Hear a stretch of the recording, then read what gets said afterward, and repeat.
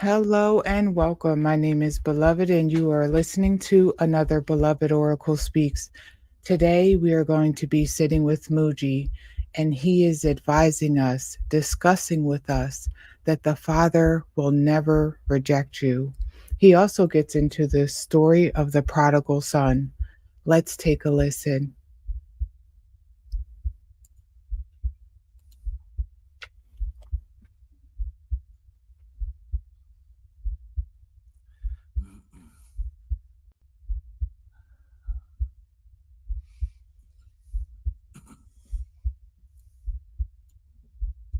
I had to raise my hand because I need to talk. So there's a force inside me which wants to prevent me from talking.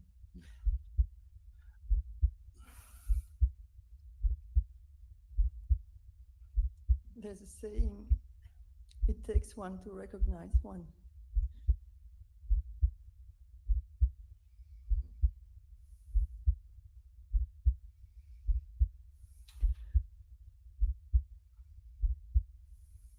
And I wonder how long I will allow my mind to say, you're not that. You're not that. You can't be that. You don't deserve it. You're a sinner. You're just a sinner. And when we were at Christ Chapel, I could feel that the Lord is not in my heart. The Lord is my own heart. The Lord is not in your heart. The Lord is. The Lord is my own heart. Yes, It's that. Otherwise, how could I recognize it in you, in Christ, in everybody? Yeah, yeah. I would like to explain something because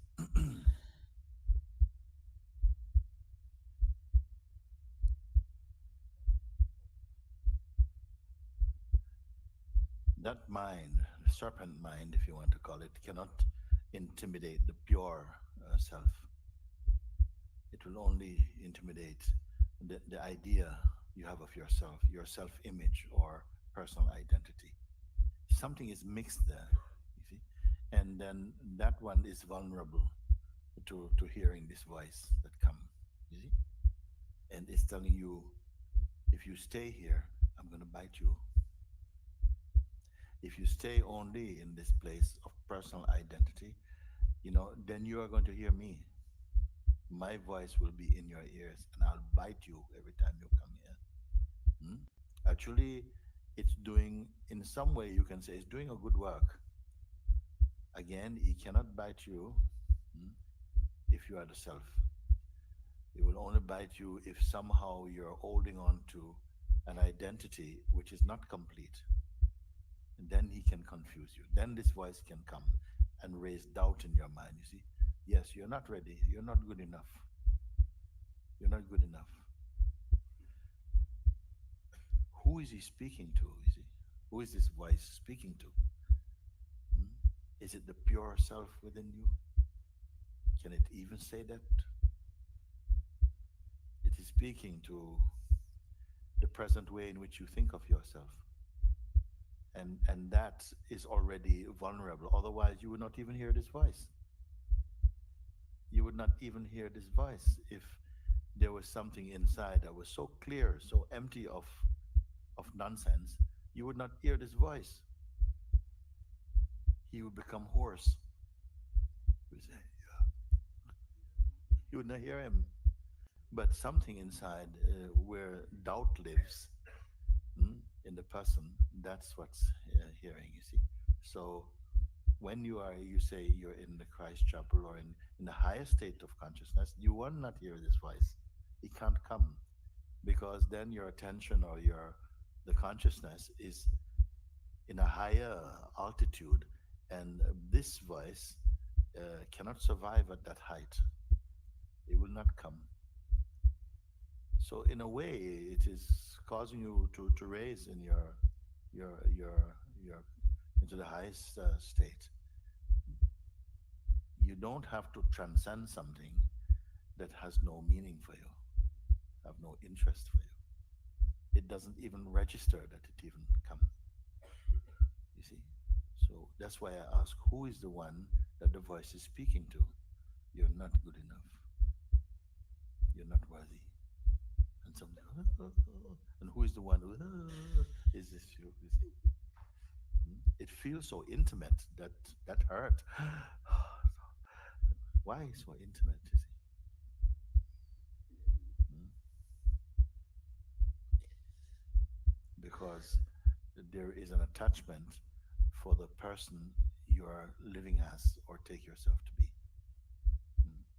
Go to the higher state of consciousness.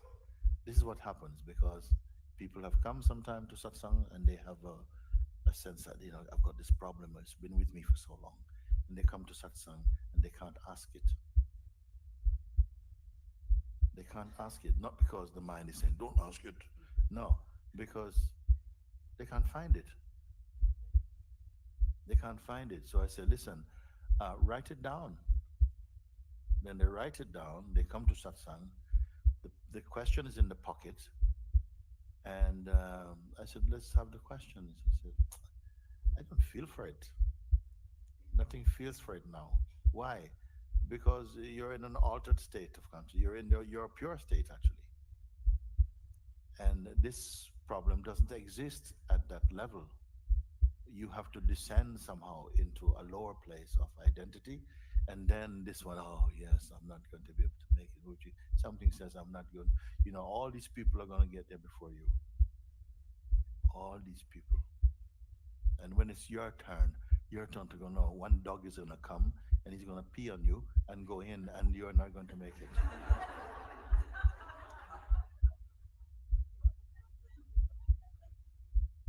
And why we buy this so easy?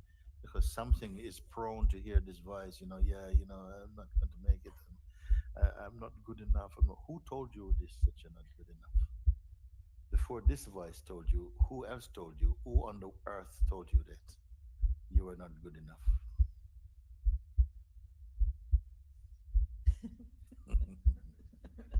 Somebody must have told you you're not good enough or something. And it went so deep. Yes, she told me that, and it's her birthday today. She passed away 1 year ago, and suddenly we were at Christ Chapel, and I realized it's my mom's birthday. It should have been her birthday. And then I realized Christ and my mom, who kind of persecuted me all my life and showed me what hatred was. It was only love and so pure. It's so pure.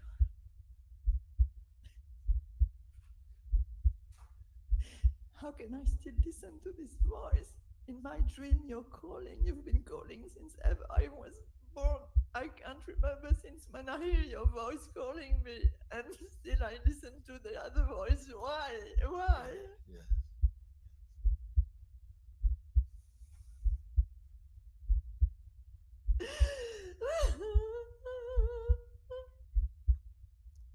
Go to the place of the I and just be the I. Let the I be the I. Be the I of I. And this voice will not reach you. You see, maybe it's helping you to be there in a strange way, because they say that the wise man builds a temple out of the bricks his enemies throw at him. You see? So you are using that, whatever it's you're going to use it actually to say yes, yes. And even you don't have to build anything, in fact. You don't have to build anything at all.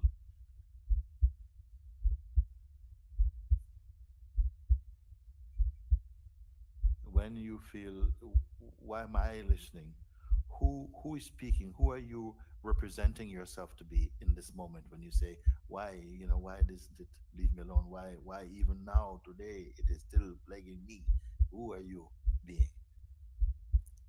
Who are you identified as in this moment when you speak with that voice? Who are you taking yourself to be?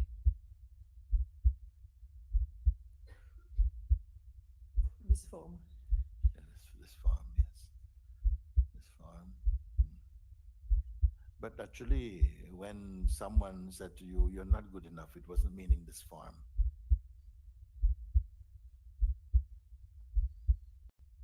It was identity. It was the mind. It was speaking to the mind. The identity in the mind. You are not good enough. You're not good enough. This was one of the early points of pain, because sometimes mm,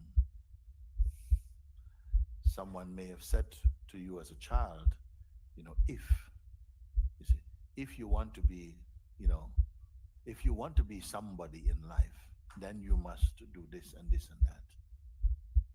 If you want to be, loved and respected, you must do this, do this. If you want to be successful, you must do this, this, and this, and this. And somewhere we hear this because it often comes from people that you respect or you love. But another message comes in that says, if you want to be respected, it means presently you are not respected. As you are not respectable. If someone say, if you want to be loved, then you must do this, to put a condition, then presently you're not lovable enough. Isn't it? It's not what they say with words, but in the meaning, it comes like this, pain come like this. If you want to be successful, you know, if you want to be respected, if you want to be somebody, if you want to be significant, if then, if then. And so as you are not enough.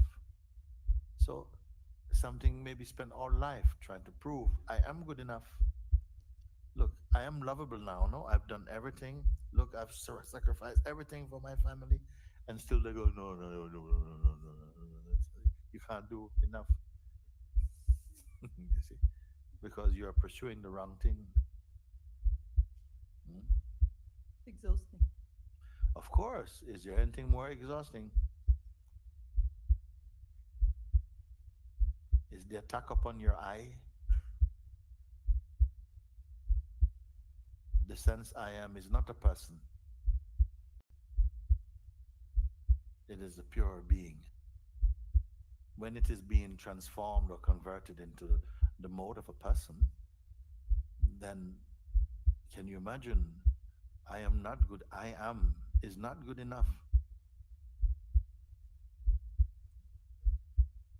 I am not good, and I am is not good enough. What else you got in your pocket? If I am is not good enough, I am is the name of God, is your holiness. But you have to learn again what this means, you see. It is not your person. The person came after. The person is a psychological construct largely. It is a constructed self. It is not the original being. You must discover again your original being.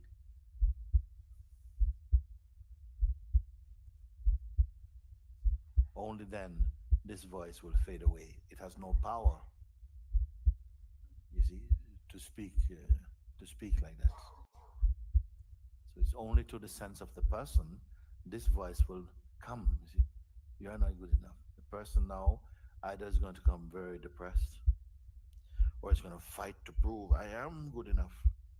But even if you fight to be I am good enough, your I am good enough is still not free. It is not freedom. It is only I am good enough. I'll show you I'm good enough. And the more you try to show you're good enough, the more people go, yeah, but look at that. And it will hurt because it is for them you want to be good enough.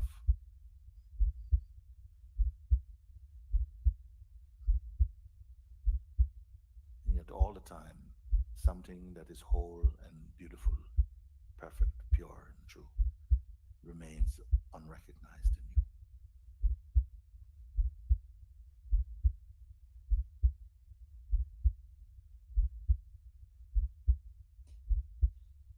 Whoever may criticize you, thankfully, your salvation does not depend upon them.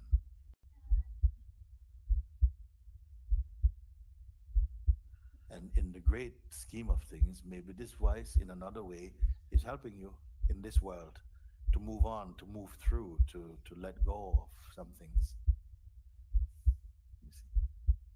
this parable Jesus was telling. I don't know in English, is it the prodigal child? The prodigal son. Yeah, Prodigal it's been son. with me for a couple of years now.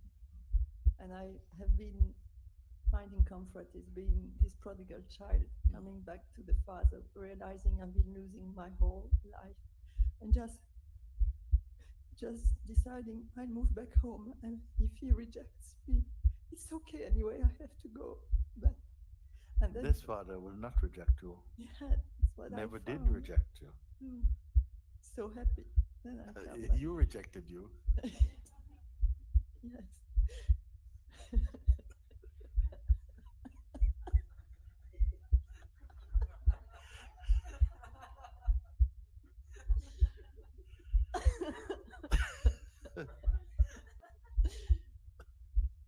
And then the second, the brother is also there. Yes. He's so jealous because the young child comes back and the father is so happy. He says, "Let's have a big feast because my son was lost and he's regained. He's back home. Yes. Let's kill the fat pig and let's have a feast." And the other one who is so jealous is, I recognize also, why the others and not me. And You all know the story or not?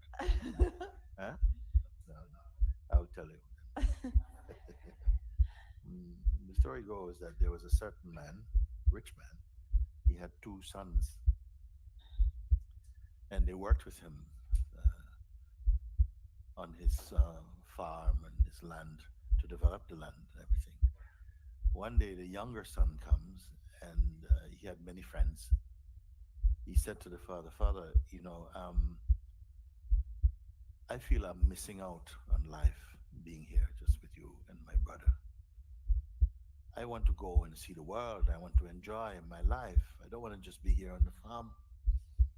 Please give me my inheritance early. Give me my inheritance now. Let me go and see the world. Brother will stay with you." So the father is a little sad in the heart, but he says, "Oh, yes, okay, you're entitled to that." So he gave him his inheritance, and the son leaves and straight away goes into the world. And he's having a great time.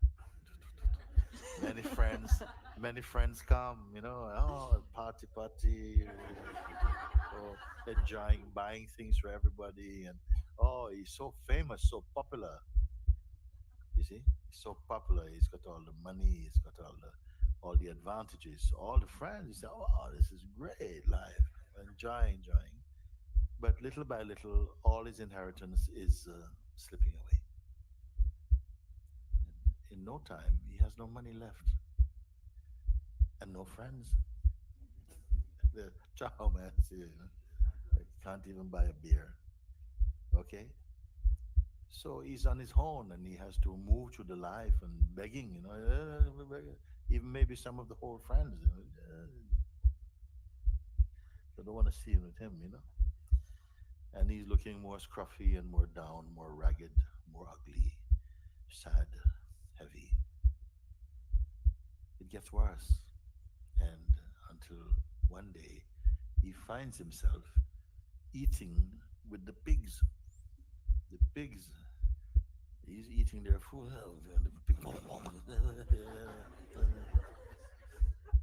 He can't put the food in his mouth because his own fingernails are too long.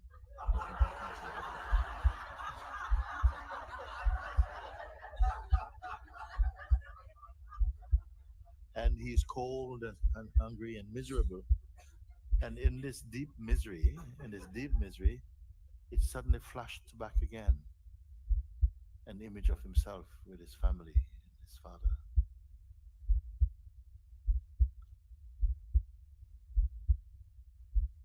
So full of love. Nothing was lacking. And the deep remorse enters his heart. He thought to himself, when I was with my father, I had everything and genuine love and care.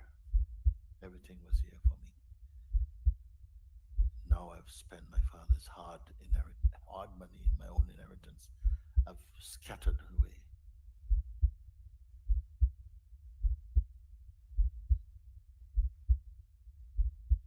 And the memory of the relationship with his family was throbbing deep in his heart. He said, I want to go. I want to go to where my father lived. And so he traveled a very, very long way.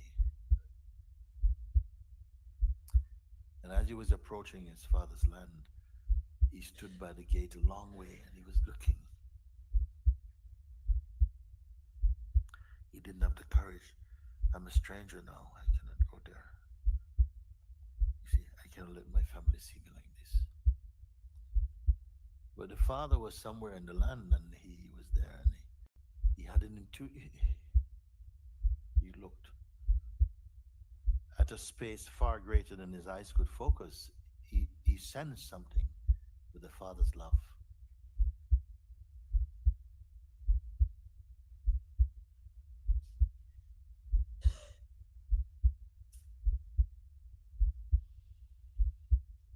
And the father began to walk fast towards this figure that he saw,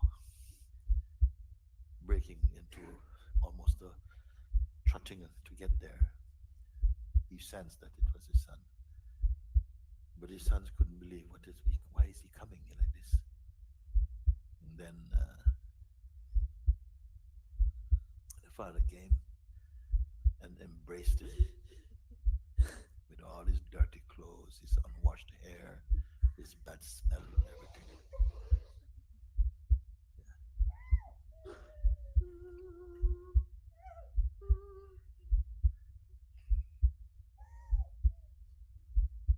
Then he says, come, come, come. He called everybody, come, come, all of you come and celebrate with me today because my son was lost and now he's found.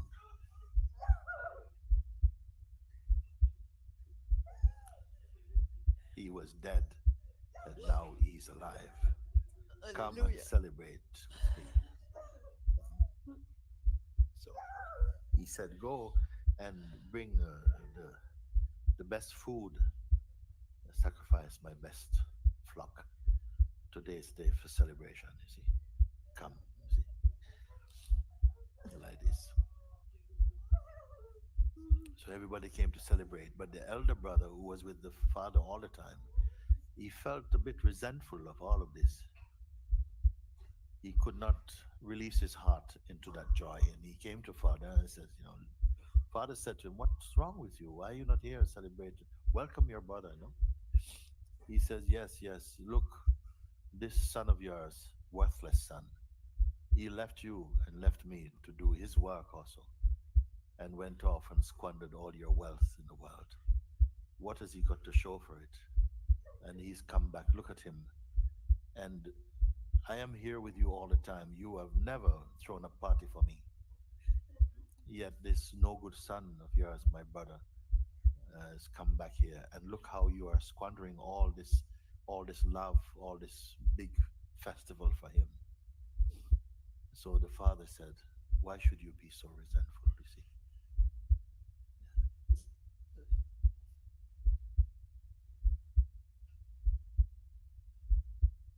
You're always here with me.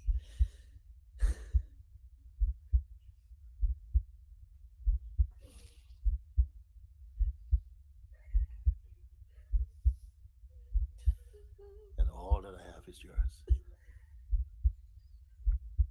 But your brother was dead, and he's alive again. He was lost and he's found again. Come and celebrate with me this day.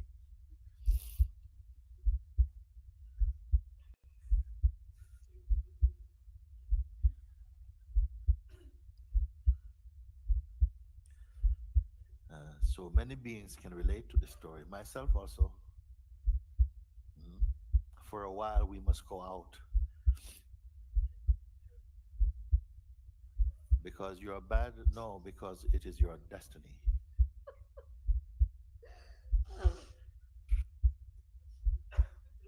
Yeah.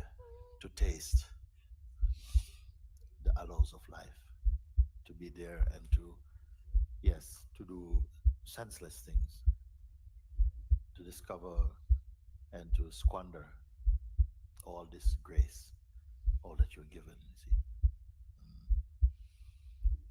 But the redeeming factor is that something is still alive in your heart enough to remember, to send you a clue. Yes. Yeah. Where did you come from? Yes. You were not born in poverty.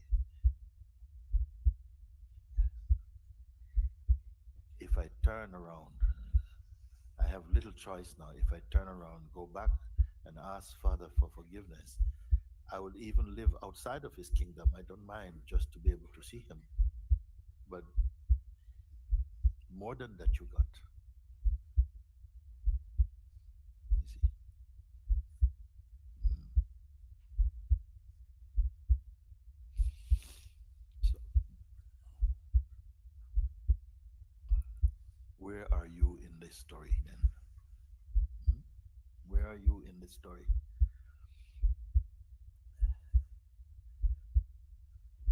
And are you not received back, or are you still at the gate? Are you still eating with the pigs? Where are you,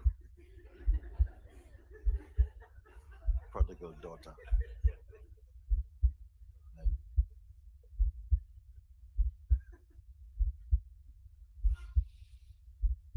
who casted you out? Nobody cast you out.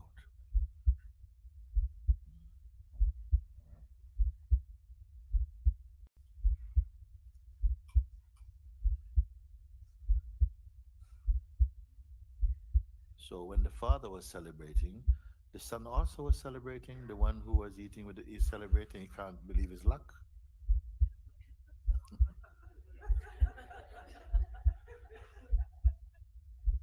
First he was eating with the pigs. Now he's eating the pigs. Nice, nice pork chop. I don't know. The vegetarians won't like this, but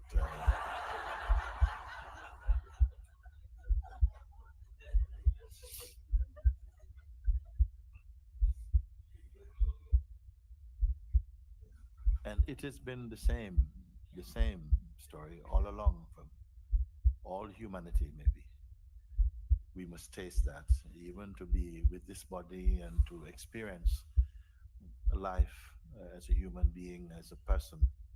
In a sense, it is experiencing through the senses, and it appears everything is fine for a while, everything is fine for a bit. But it is also written that it will not be fine in the end like that. It cannot be, because it would be unkind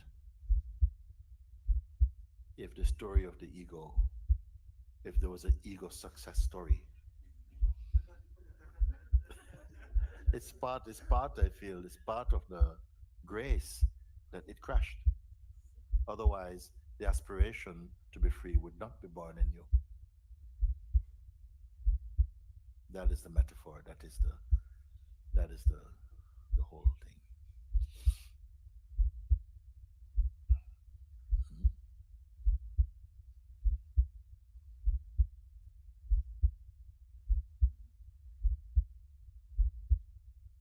For those in whom this passion feels so powerful, the story come. I have come to show you another way also.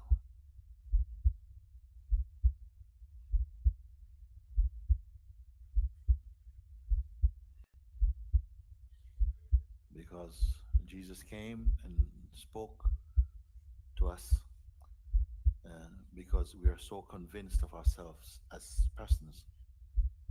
Then he showed the salvation, the route to salvation for the person. But I come to show you about presence and about pure consciousness and the unborn awareness and the imperishable self.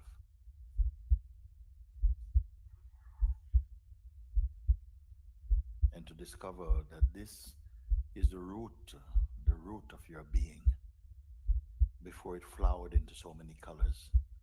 Uh, you must come to know this colorless source first. Yes. And then you may enjoy all your flowers, all the fragrance, all the taste. They will not harm you. But if you don't know your formless self, then forms will oppress you.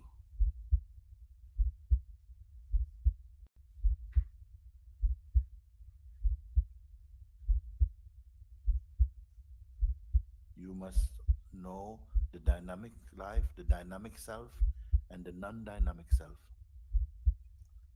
The non dynamic one, the source, is the greatest.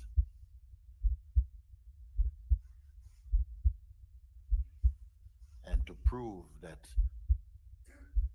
experientially you may recognize this, come, I feel it's the greatest salvation.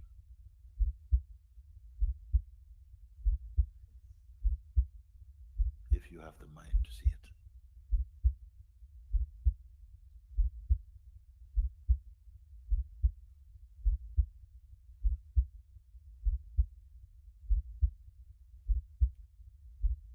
How many stories you have seen, how many flavors you have tasted, where are they? Everything comes and goes.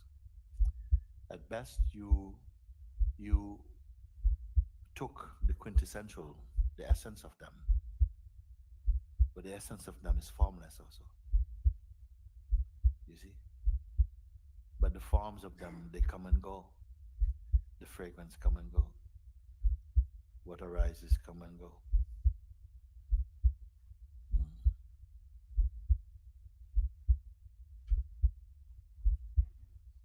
Everything come and go. Last night I was we're talking. I said everything come and go. Everything come and go. Whatever goes in goes out. Whatever rise up, fall down. Whatever appears, disappear. And Lakshmi say, except white bread. It goes in, but it doesn't come out.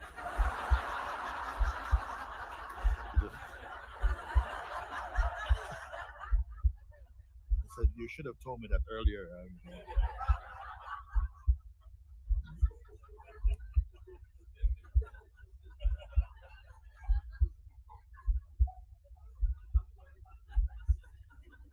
All the things, they come and go. You see them come and go.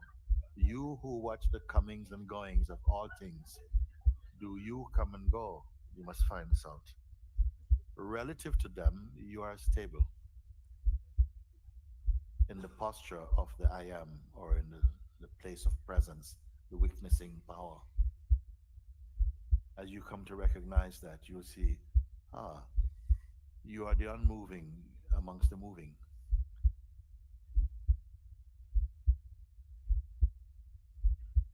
What a discovery. What a discovery. And it is immediate. It is immediate, you see. You feel, but I'm here, I'm here. All things are moving. Only if I identify myself as a phenomenon, then that is moving also in the presence of the weakness of that. This I want you to see. Mm. Relative to all that is coming, that appears in the mind or through the senses, the weakness is unmoving. It is the deity of the waking state. But in the rotation of states, the waking state also mm, goes into oblivion. Then also the weakness is not there in deep sleep. When the weakness is not there, yet at the same time you have to confess, do you enjoy sleep or not? So something must be there that enjoys sleep or enjoys the absence of cognition, of cognitory functioning. What is that? That is the universal consciousness. Then you are the universal consciousness. It's not conscious about anything.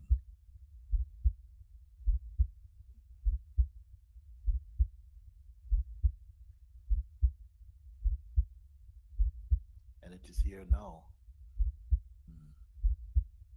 seemingly under the veil of all this that is given so much energy and so much investment of energy, the sense of the personal self and your ambitions and aspirations for this, for the things of this world, seem to create a kind of veil. But it is not quite a veil, because a veil can only block you from seeing what is behind the veil. But the self is not behind any veil. It is not like an eclipse because the self cannot be eclipsed. But while you're fascinated with the thing that you're seeing, you forget what the seer is. This is why I told you what Francis and Francis say. Hmm. What you're looking for is the very one who is looking.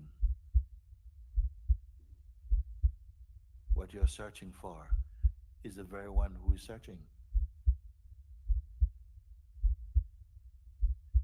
And when you reflect on this, it's a little shocking. Oh, what takes a little while to assimilate uh, that wisdom.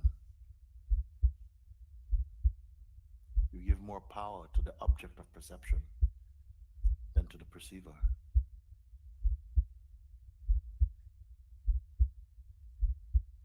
And if the perceiver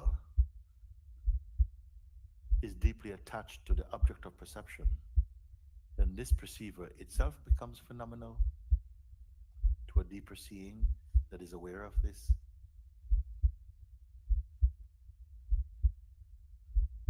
That is the that is the quintessential realization.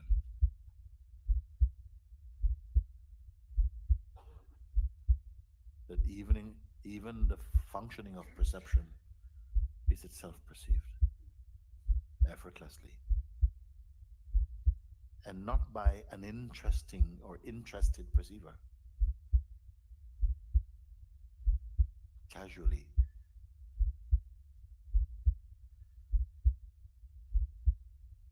Impartially. Experience this one. Acknowledge this one. Recognize this one. But you cannot recognize it as other.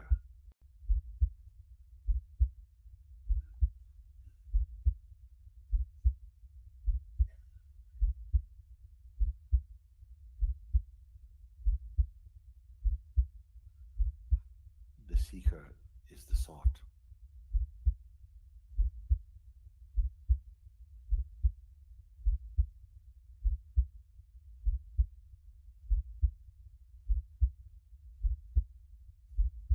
There is a saying, he who seeks himself finds God. He who seeks God finds himself.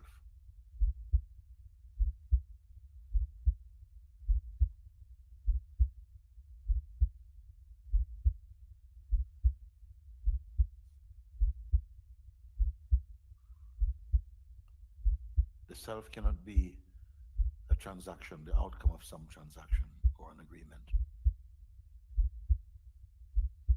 You can believe in God, but you cannot believe in the self.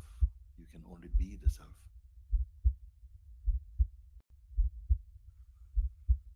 Imagining you are other than the self, trying to find the self, creates delusion. But still it's not grasped until you walk with me in this way of pointing to show you in a way that you can experience irrefutably your true place. You are the ultimate seer, but the seer wants nothing.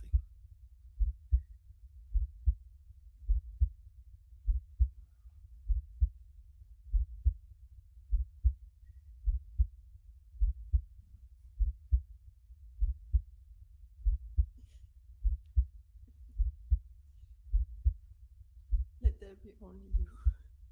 Only you. There's only you. Even if this body mind is still asleep, only by thy will it will wake up. It is you who watch the body mind sleeping. It is you who are awake. It is you who are awake enough to verify that sleeping is occurred. You are the witness of sleep. Even now. But there must arise in you the urge to confirm this. Otherwise, it just becomes a philosophy.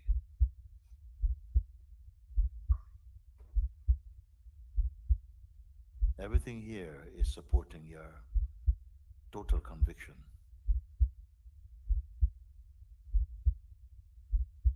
There's even another step beyond conviction, even. That is a natural state. The natural state is not convinced, nor does it have conviction. It simply is.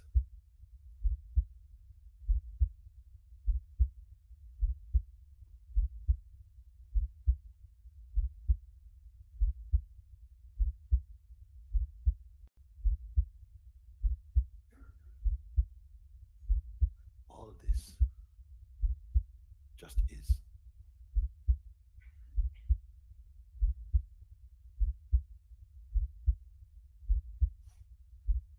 We are the isness itself.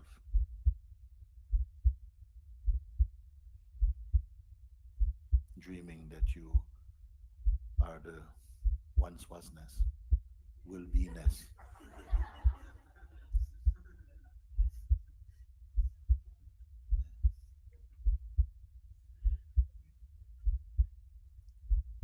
From your very heart, your own eyes are seeing the ever-changing world. Outwardly and inwardly, all things are moving. All that you see, time says, all that you see belongs to me. I consume everything that you see. There's only one thing that time cannot consume, and that is the source from which it comes, the pure awareness that you are.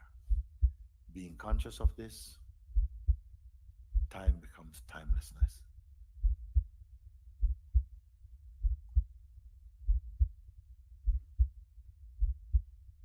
Don't hear me with any distance.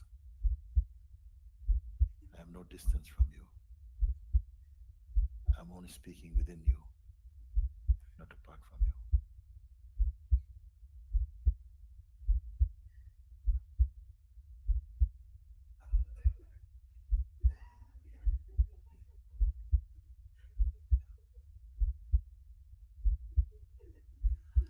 The conviction that you are a person strengthens the conviction that there are others and they are apart from you. We cannot help that for now. Leave that. Let it be. Let it play. I only ask you to focus that whatever you have perceived so far as your life is only what has arisen in your consciousness, what you have approved of. And you approve not out of your free will. Even that itself also is the generative functioning of just consciousness at play. It is not ultimately true. Nothing you see that has a form or shape is eternal. All things are in a flux. If only you'd pay attention to your own self, the place from where seeing itself is seen, a great calm will come, great peace, and instantly also.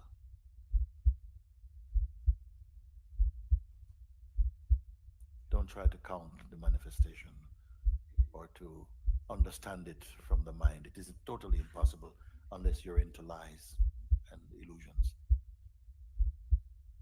Pay attention to that which observes. See? Even now you can do that.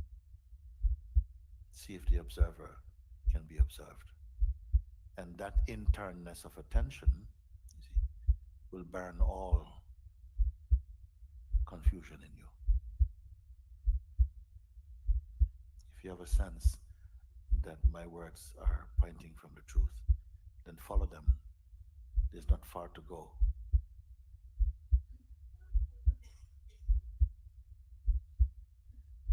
And they're always immediate.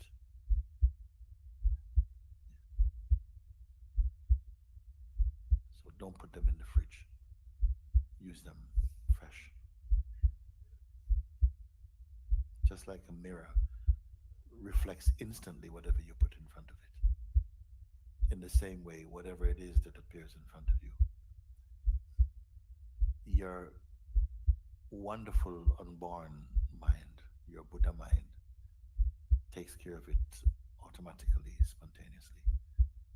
You, the one you imagine yourself to be, don't need to do anything at all. Yet you cannot hear this because by nature, that sense of self is restless, unstable. It is always moving. But what you forget is that you are behind it as the one who perceive. Only stay as the perceiver.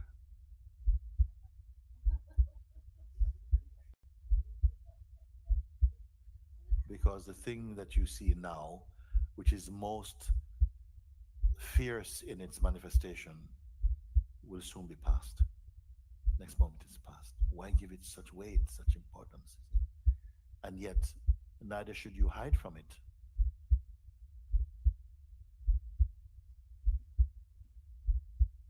Nor should you be afraid of it.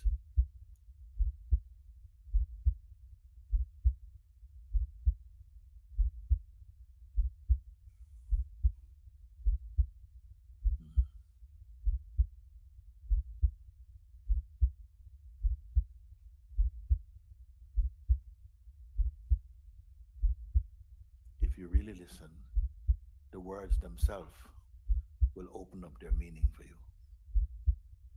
If you accept, if they resonate inside you, allow them the space to simply unfold and reveal what they are pointing to.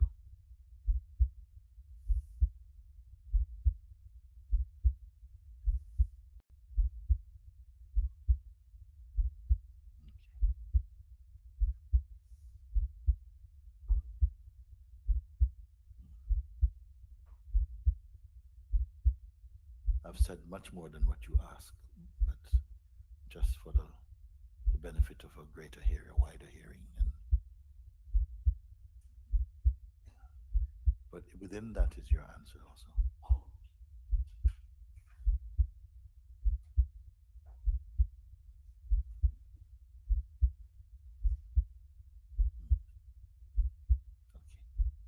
Thank you. Good. Who is it then?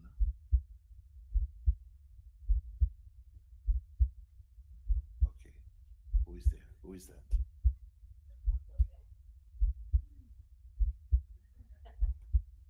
I wish everyone would say like that. If I say, who is that? And over there they're getting up. Yes, it is. Okay, you come then.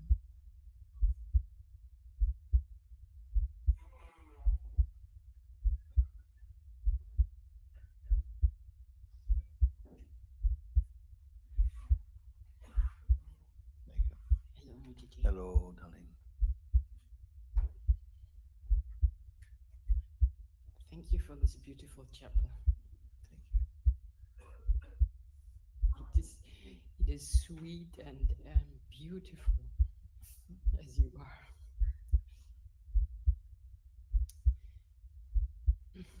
Well, I'm standing here, although I did not want to speak.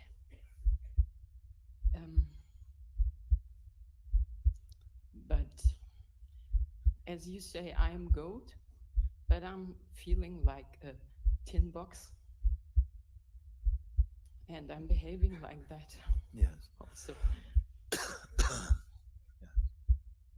And it does not help that I'm doing my daily Mooji. Instead of a daily smoothie, I'm having my daily Mooji, But nevertheless, I'm walking through a rose garden, but I still have this smelly fish in my pocket.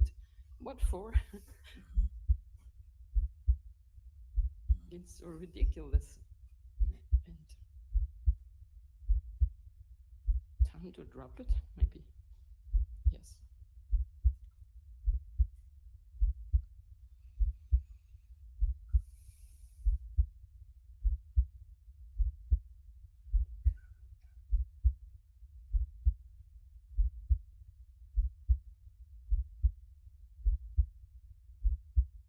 What is this fish in your pocket?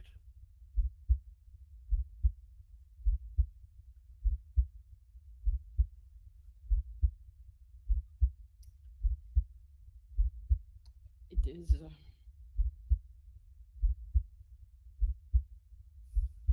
is the harness of my conditions. I try to protect something that is not, that don't need to be protected. And this harness is so heavy and it's old And rusty. you are deliberately trying to protect that, or you find that it's a kind of reflex, or what? I cannot find the answer for that. It's, if I start to think about it, there's no answer because it is not answerable. What for? But I don't want to know what for. I just want to drop it. You drop these things by turning your attention away from them, or you follow what I point to and say, actually, to look at it more deeply. Don't reject that opportunity to look a bit more closely with my guidance, and then you can say, aha, so that maybe if it comes like that. But if you say you want to drop it a direct way, you must have tried it before to just drop it. And what happened? I had beautiful experiences. Beautiful. Yes. Beautiful. So beautiful. Yeah. But they faded. They failed. They faded. They faded. Yes. And Yes. I found myself back in my tin box. Mm.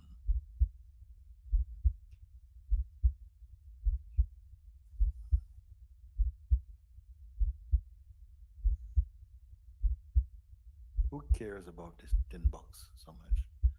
Who cares about it?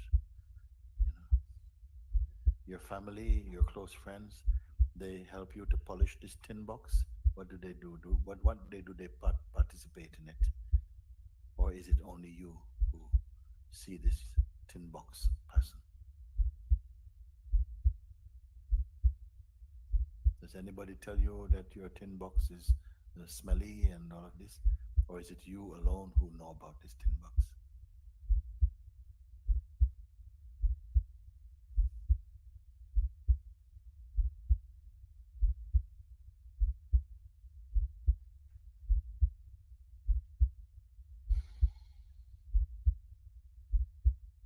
Anybody give you tin box?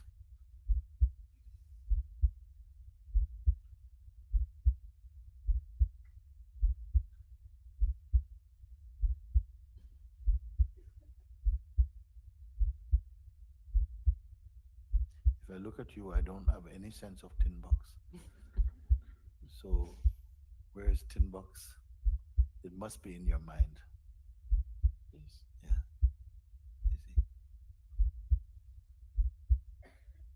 Who put it there?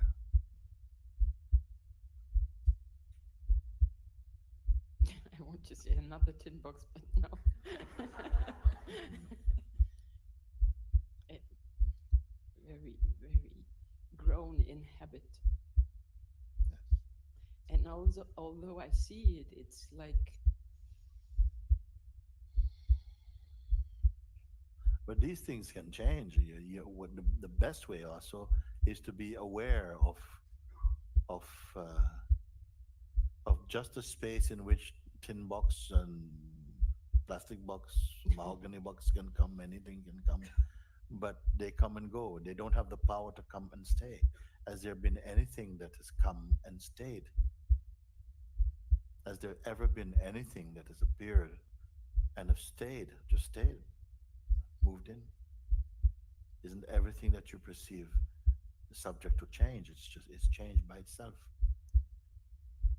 You don't have to interfere with that. The law of nature is taking care of that by itself. If you pay attention only to the space, the intelligent space of perception, then even if there's nothing to perceive, uh, it is it is effortless. It is just here. It is not a worker. It's not a doer. It's not a possessor. It is one with you. How can you not be aware of it? You see, not you cannot be aware of it as other than you. You're aware of yourself. The very fact that you're aware of yourself is your awareness of the absolute.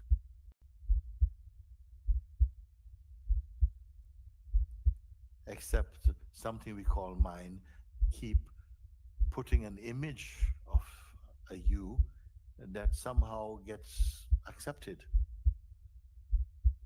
But what you are is that pure space all the time.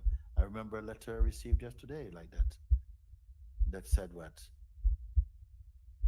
That now I'm coming to see that all I've always been here, but I wasn't able to see that.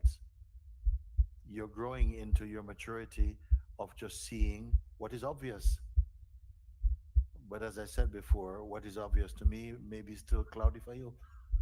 It has to be equally obvious for you that you cannot be anything apart from that pure consciousness. The rest is just some story being made up. And everybody has a story. But the story is not true. Sometimes these days you can watch a movie, no? And they're not so much painting backdrops anymore. They're using actual scenes of a river, a mountain, a city. The cars are real, the people are real, the sky is real. You see? All of this is real, except the story. The story is made up. But all the props are actual, they're true. You see a flower, it's a flower. You see there's chairs. You see? The only thing untrue is the story. All this is the manifest, the body of God. But the only thing untrue is the story. Your story, my story, this one's story, all of the story. We project upon the innocent manifestation, the innocent earth. That's why I say there's one earth, but there are billions of worlds. In each body, a private world is being created and experienced. And it is unique in just the same way that you go to bed and dream, but you cannot share your dream with even the person you love the most. You cannot just plug in and experience it together. It's a very unique affair. In the same way, your waking state is a unique world. All these beings inside each body, a very unique flow of perception is taking place, shaped by conditions and desires and attachment and beliefs and habits and so on. Create a very unique picture of this world. And we are drinking our own milkshake. You're drinking your own concoction, taking that to be real. You see, how can we ever meet? So this is why I say you have to be like the cow that jumped over the moon. Moon means the world, the mind. But none of the cows want to do it. They don't want to try even. I said we were driving back one time from Rishikesh back to Delhi, no? And we are driving, and in the landscape we're seeing fields of marijuana. So, what, my God, do these people know what this is? You know, it's on the roadside, going up into the mountains and everything. The cows in the place are eating it. So someone says, maybe Mooji, these are the cows you're talking about. That are able, I never tried. that are able to jump over the moon, because the regular cows they don't.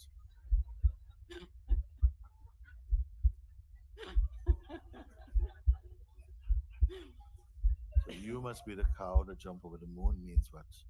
You have to jump out of your own moon. You have to jump over your own head and land in your heart again.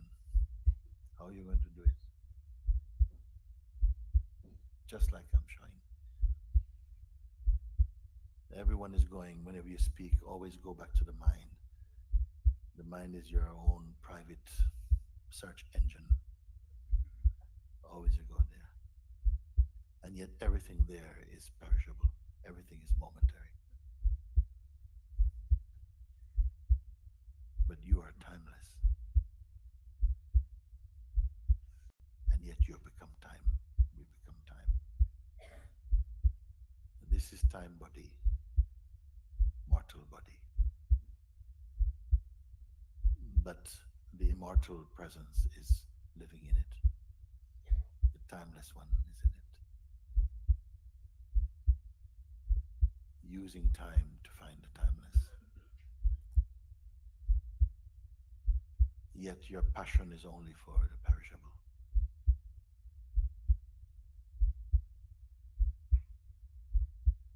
Except for perhaps you who are here, you begin to grow back into self-recognition,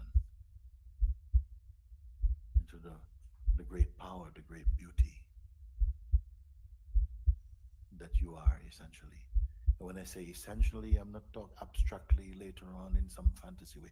Right here.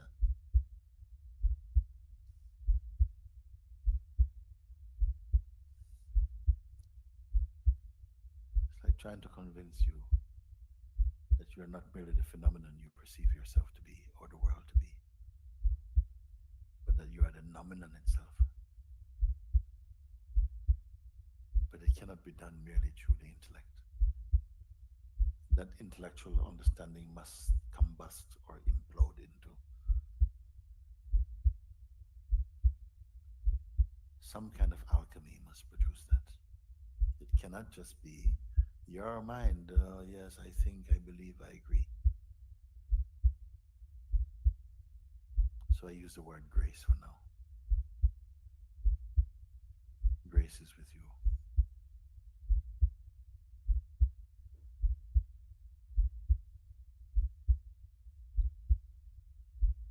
To not accept this grace is disgrace.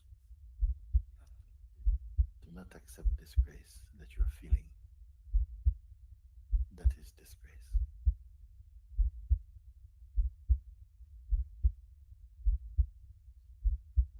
To insist on being this person when clearly, even for in the realm of logic, you cannot be. It's far too flimsy, too poor a representation of being. And yet somehow we are defending in this. What makes this happen? How did fear appear to become stronger than wisdom?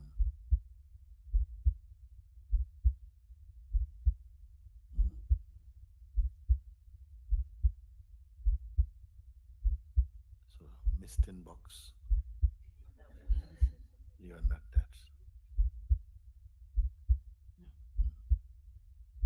These images succeedingly are replacing each other. Now this, now another thing, now another thing, and continuing. But that which is able to oversee all of display and is not even touched or intimidated by it, at least start there. That is more stable, more reliable. But by who? For whom is it even reliable?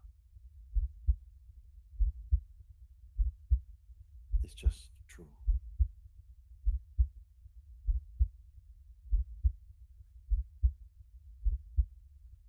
I should not have to work at you.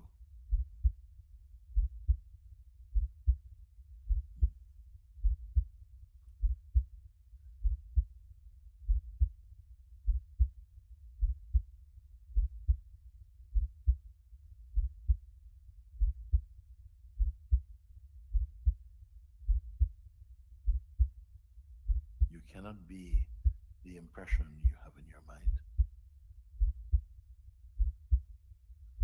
Yeah.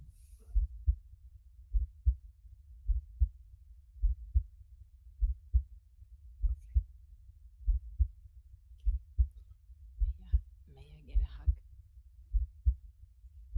Okay,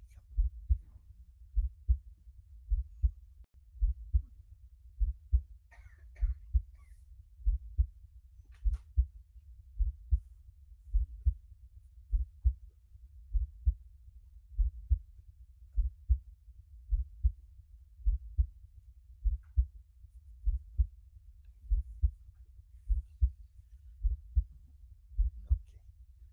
All right.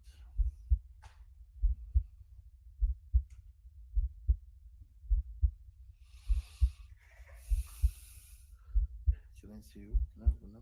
Yes.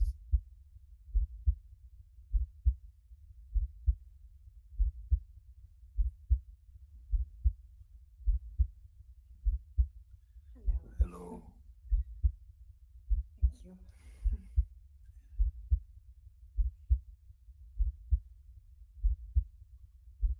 I feel like checking in with you for a moment. And I don't really know anything anymore. So maybe you can help me. Should be short then. You don't know anything anymore. I agree. It's a good place to be. And then if something is to be known, then the universe will reveal it in you. You must not go looking for anything now. If you don't know anything anymore, that already is the outcome or expression of grace. It meant that once I used to feel I knew many things, but now it seems like I don't know anything. Isn't somebody called Socrates said something like that? I heard. Yeah? No, you're saying it. What difference? I don't know anything. There's a great space in not knowing. There's a limited space in apparent knowing.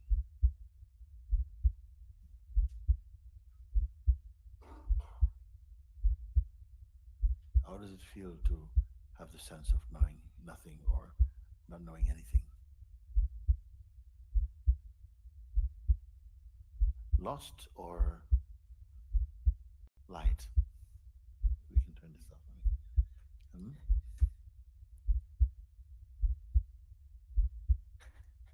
I don't know. Oh dear. I don't know. How does it feel to not know anything at all? Do you feel lost or just light and just empty and free or just not? Maybe there's another option I have not mentioned. I don't know. At this moment,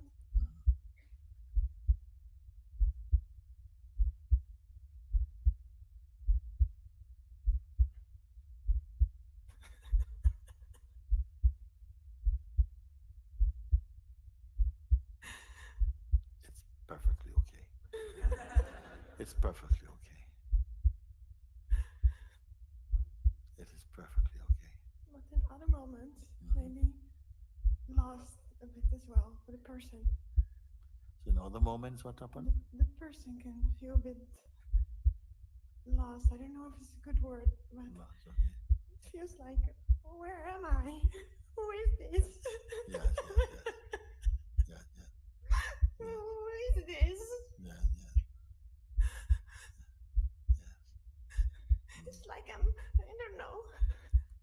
It is a very important inquiry for a while. You will feel every wise person must doubt themselves first. Doubt your conditioning, your cultural conditioning, or religious conditioning, or social conditioning, or identity. It is a very healthy thing.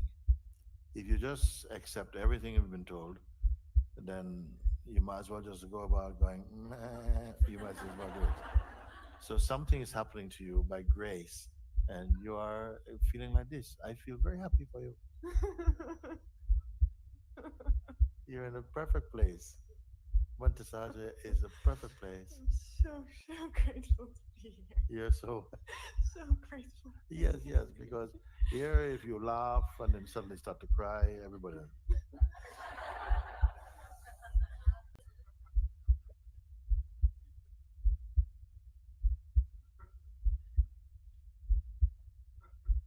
Some some change, a shift from person to presence is taking place. Like from manual to automatic something. And in this change, you're likely to feel like this. You, you might find that you are behaving out of character, or maybe other people think, well, she's a bit strange. Because the world hasn't been educated for this, for radical change or for beautiful transformations. It doesn't trust that. But I know that you are very well. are going through states of blessedness. So I am not worried for you. I'm happy for you. I would like to ask you something. Yesterday, with the story of the bird and the birds, it's like there is sort of a fourth bird. Oh, yes? I don't know, but there's something happening there, and I thought maybe could guide Okay, me. so I remember talking to you about two birds. You're telling me about the fourth bird. So can we back up a little bit to find what the third bird, where the third bird would be first? Okay. Then the third who is watching it all. But Yes. then when I'm in there or something, there is this thing of this. I don't know if I can put it in words, but I will try. That I can. So I watch those birds, and then there is this sort of moment that also falls away, and then I sort of disappear, and then there's just this fear that I'm not there. I'm gone. Yes. What is experiencing this fear of that you're gone? Person.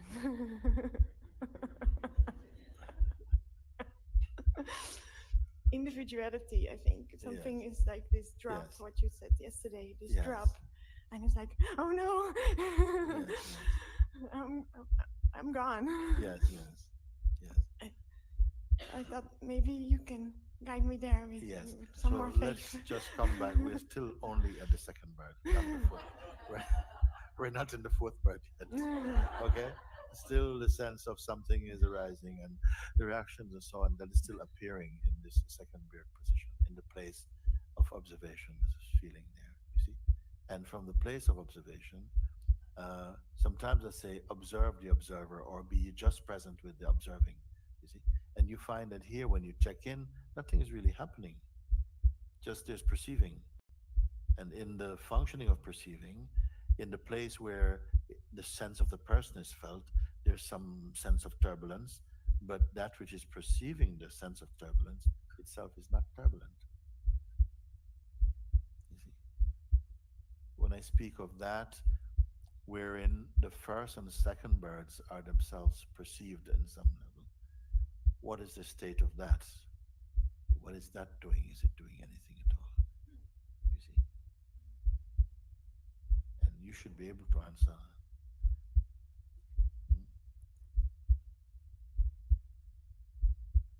Even who can answer this one? Maybe the intellect of the Absolute is able to say nothing. There's no drama here, there's no scenarios here. It's not sterile, it's not, that word will not do. No word in any language will do, because they are born later.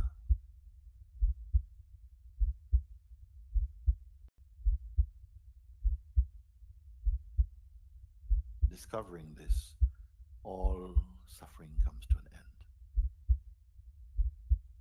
All fears, fragmentation of your attention and energies cease. It seems like all these forces align themselves into a beautiful harmony of some sort.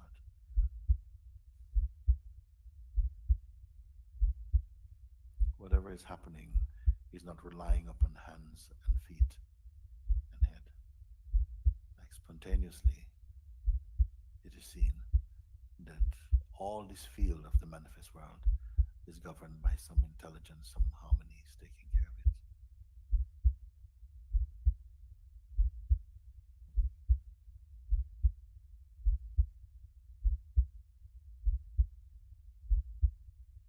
That the apparent autonomy of persons amount to like the characters in a book. Each have their own personalities, autonomy, It's like these characters in a book coming together to protest against the author's work. So we disagree with the author's point of view. And so we are going to um, protest, and we will not appear in the next chapter. Do they have that autonomy? Do they have any autonomy apart from the author's imagination? Then you come to that. Even if you even want to even associate such a silly thing to that sublime state. So fourth bird, no. Third bird, not third bird, not third but bird.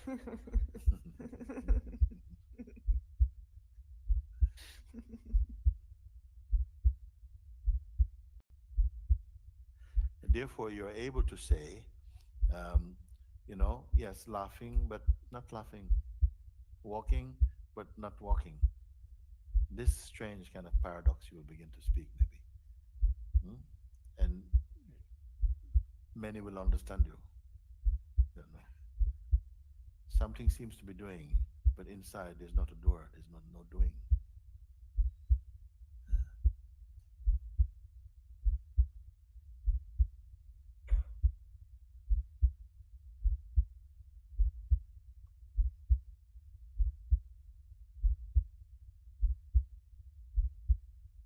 There's an old, I don't know if it is a Buddhist or Zen saying, before enlightenment, chopping wood. Something I heard like this. Before enlightenment, chopping wood. After enlightenment, chopping wood. Then I felt to had, but no wood chopper. Chopping wood, but no wood cutter. Peace, but no peacekeeper.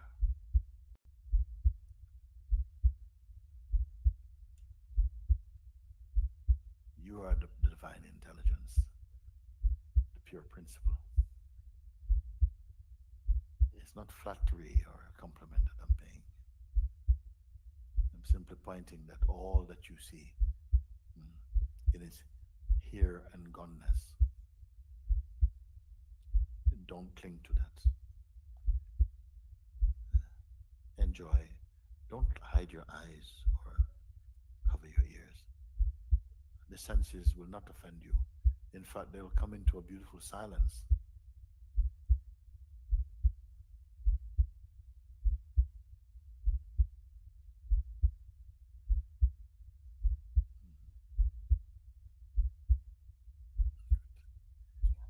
Could I come and give you a hug? Yeah.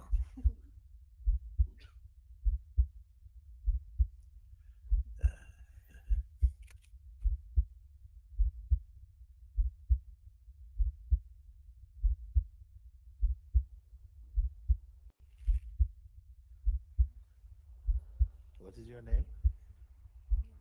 Melinda. Okay, very good.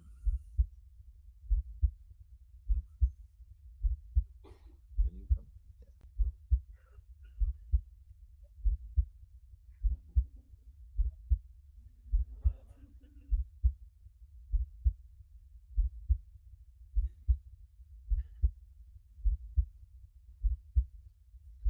Hello, Mooji.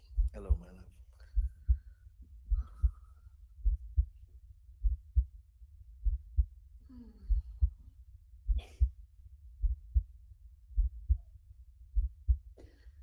I see some I see some struggle with this bird thing. Okay. Because I see that I perceive everything, but then sometimes it really seems like I am the one that is creating also things. So, for example, I see some thoughts, they are random, it's not me, they're just coming. But sometimes when I'm quiet, I can really create the thoughts. Like right now I'm speaking.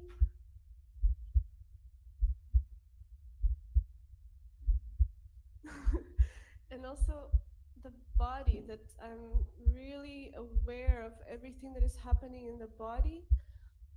So when you said to not not put attention on the body, it's really just it's very hard for me to understand what does that mean. Well, you wear this body and you naturally have some spontaneous care for your body. You're not moving in an out of body experience. You know, you're aware of this body. You say you're aware of everything in this body. That is not true. You're not aware of all the functions and so on and everything that's going on. You're aware of what you feel you're aware of at the moment. Like that. And you say thoughts come and they sometimes it just comes, but sometimes you can activate them. You can decide to think about something. You see? So all this activity, mm, whether it is felt to be intentional or unintentional, for me, what I say, it is still phenomenal, meaning that it is still just a kind of happening that's going on. And that happening is perceived somehow. Even when you say, I can try, I can actually do something and produce a thought, like this. Um, and can you also equally stop it when you want? Yes. Yes. Can you stop all thoughts?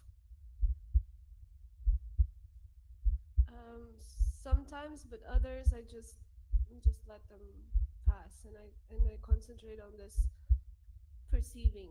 Yeah. On, yeah. Yes. So if you are able to control, and then you are entertaining the thoughts that you like to, would you say that? If you say that I can control them pretty much when I want, but the ones that you are presently giving more attention to are the ones that you consciously choose to give attention to.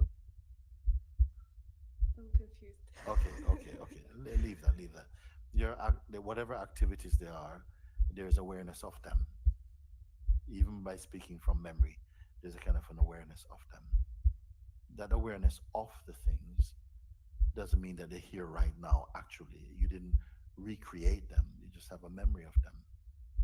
That comes from your ability to perceive, to just perceive and to recall the memory of your perception. But it's not alive as it is in the moment. In the moment, maybe it had wider energies in the actual moment. Then later, when you think of them, those energies you cannot activate. So they're much more tamed, isn't it?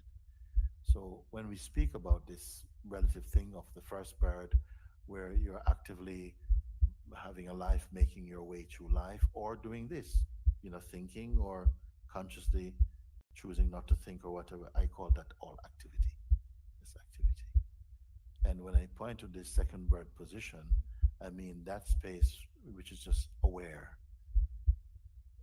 Whether you say some thoughts come that don't have enough interest for you, so they don't even register that they came, even. It's not worth registering. So they're like unsprouted seeds. They just stay there. So that is not causing any trouble for you. And the weakness is not producing anything. It's simply a place from where perceiving and the functioning of perceiving is perceived without any actual intention. I want to perceive. Sometimes even a desire to put energy on a certain thing that happens, that also is perceived inside the second position that I'm speaking about. It's not so rigid, but it is there, you see. And largely for most people, their life somehow happens in around those two positions and not much further. We don't think more of that. Even the one who is observing all this itself is observable. Mostly we don't do this. Nothing, no job you go for require that of you, to question yourself that deeply. And even to have the most intimate relationship with someone that is going to be formed for the rest of your life, you don't interview each other about these things. fall in love with someone, you don't say, so tell me about yourself. Blah, blah, blah, blah, blah, blah, blah, blah. No, but really, who are you? What you mean? I mean, beyond your person. Who are you? You would find them off. Nobody asks such questions. So how do they come to be asked then? There must be some deeper curiosity or something has compelled this question to arise in you. And that is called auspiciousness, in fact. That if you are beginning to ponder these questions, like the nature of existence and why am I here? Who lives in this house? And is the house,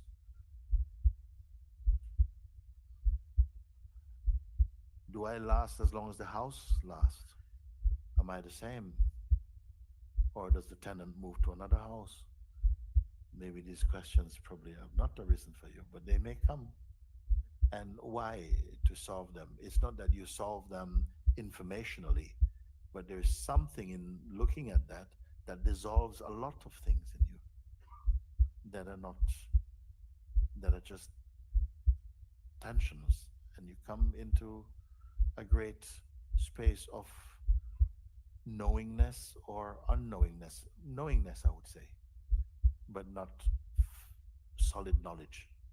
Solid knowledge meaning something that you feel, yes, I've been there, done that, I understood this, and it becomes like dead for you. But a kind of knowingness point to something much more alive in you. It's not a hard drive of knowledge, just a brightness, a bright aliveness and alertness in you. So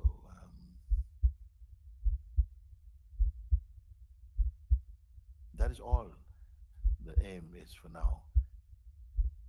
Can it be recognized in you, the place from where even these positions of the person doing something or not doing something or going somewhere or evolving to another level and how far they've come, all this can be seen, but the place where the seeing happens, it's not fascinated by any story.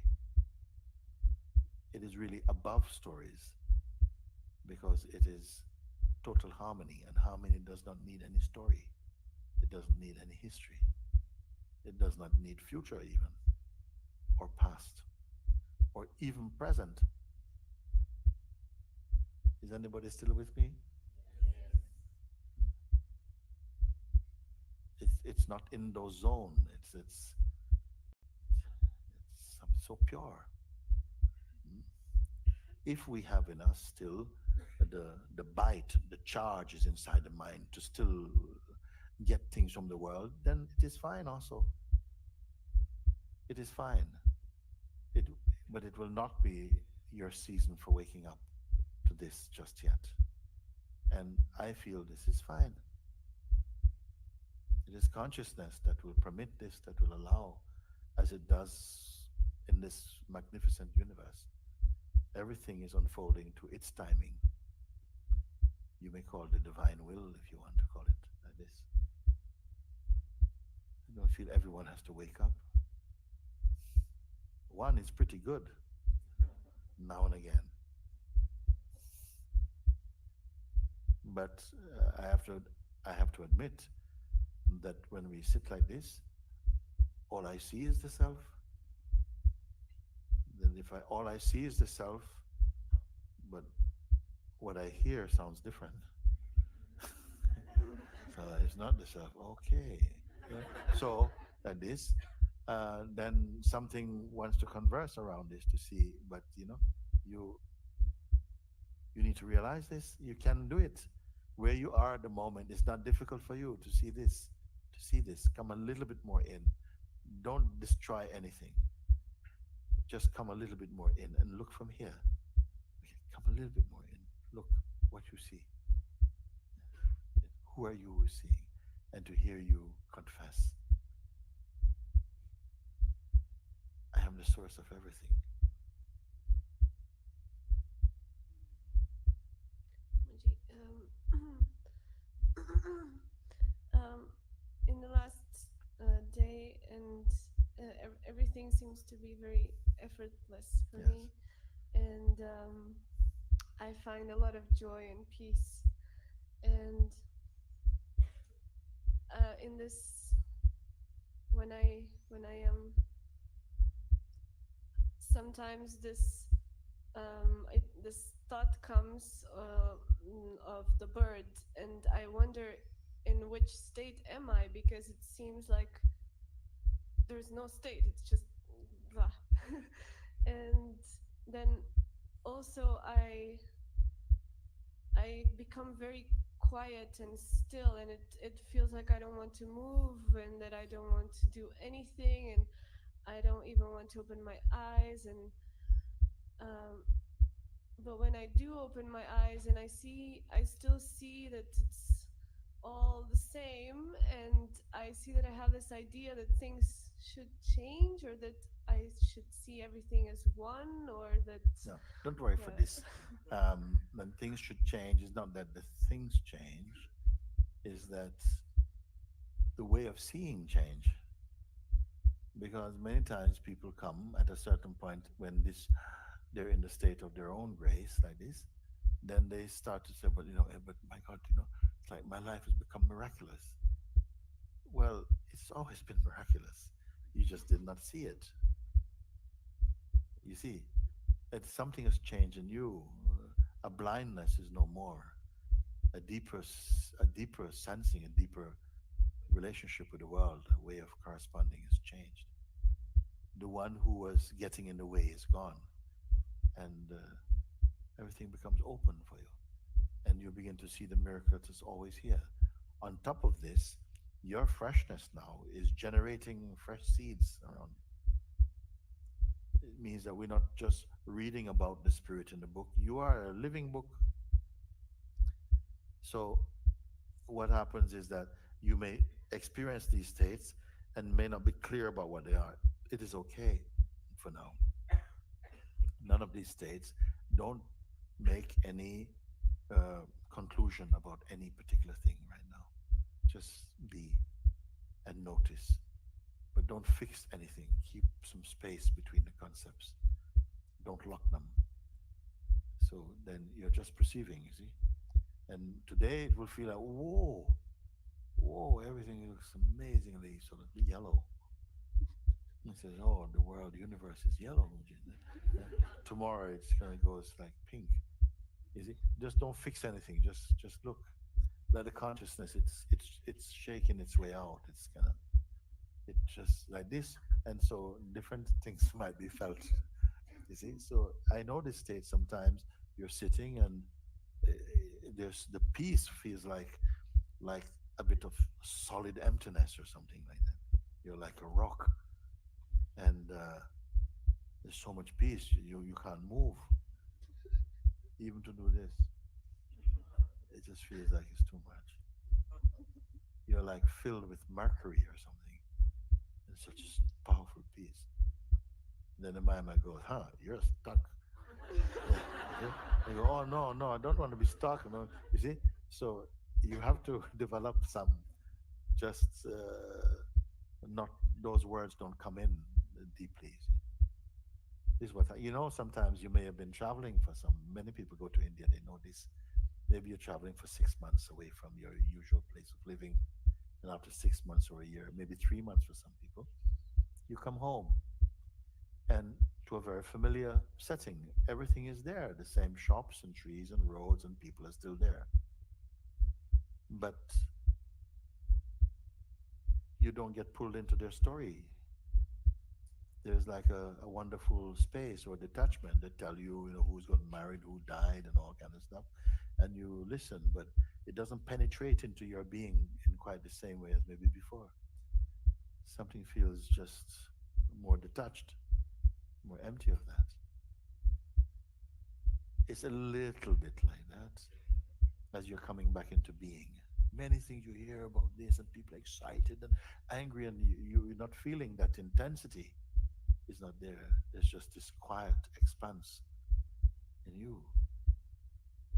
But if you have any space of doubt, the consciousness will manifest through someone to say, you look a bit sad, or you look a bit cold. You see, see, and then you say, oh, cold.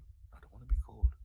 Oh no, how are you, darling? You're fine, and so on. You see, and you maybe start to. So you have to watch this tendency, how easily we're pulled back into personhood like this sometimes. But you are experiencing that grace. Everything feels effortless. This is a beautiful space in which to just explore it or just to be and to see, to watch how the mind is playing and that you're not being carried away. You see, all these things, but don't fix anything. And little by little, it will settle in a higher place, a higher place.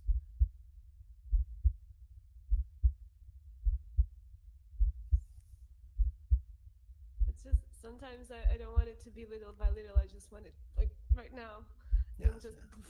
yes, yes. So that's why this urgency comes, and when it's slow and like this, I wonder maybe there's more that I could like Yeah, but experience it's not more. more. The self is not more. It just is. And this isness is already right here. Something wants more. It's like it wants to, like, I don't want mind. You got a mind pill? No, no, I don't have a mind pill. Oh, a quick way to get rid of this. This is also coming from the mind. Mm. Yeah. Just pay attention to the isness. It's already so.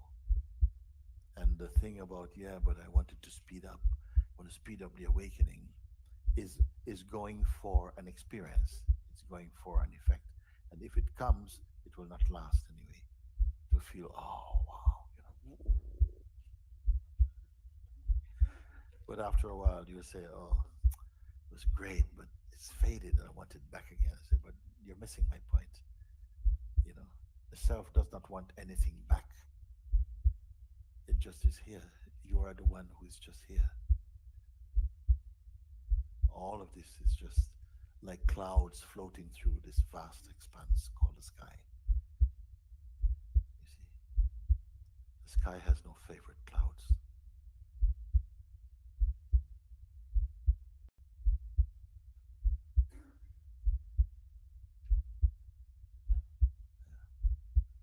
Because the minute you touch, it's not moving fast enough. A quiet anxiety enters your being, and it starts to grow right there. You start to measure things.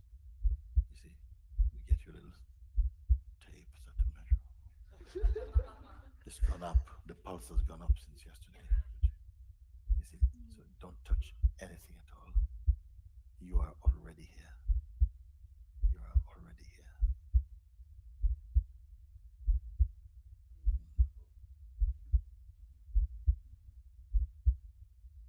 So good.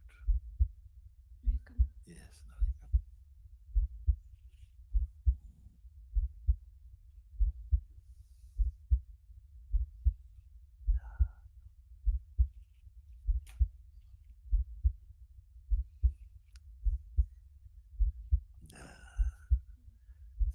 So good, so good, so good.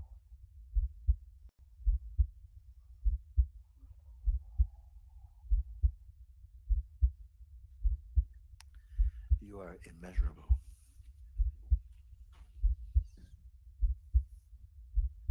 You are immeasurable. You see,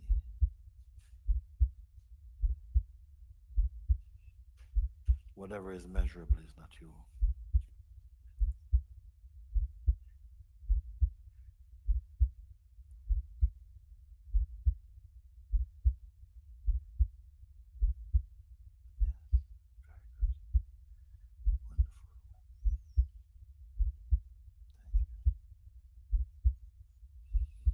Yes, very good. Wonderful.